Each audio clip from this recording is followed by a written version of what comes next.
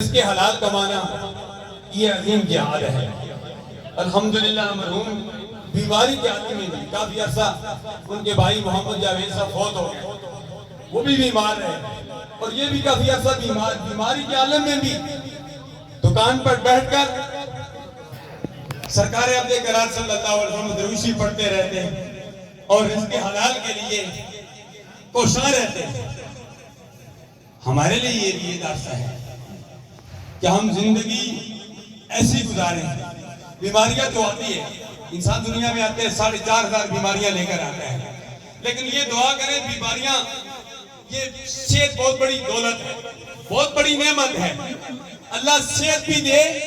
اور بیماری دے تو اللہ تبارک و تعالیٰ ہم سب کو عشق مصطفیٰ والی بیماری دے۔ عشق مصطفیٰ کی بیماری ہوگی،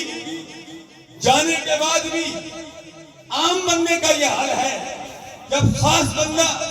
جب عشق مصطفیٰ کی دولت لے کر قبر میں جاتا ہے، کرام الکاتبین فرشتے رب کی بارگاہ میں عرض کرتے ہیں، یا اللہ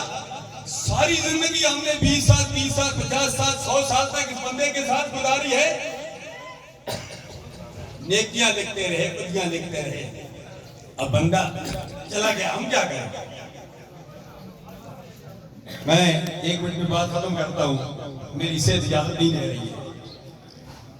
بات 10 منٹ کی بات 1 منٹ میں ختم کرنی پڑتی ہے۔ تو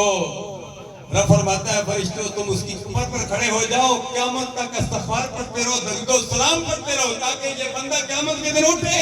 اس کی نیکیاں پہاڑوں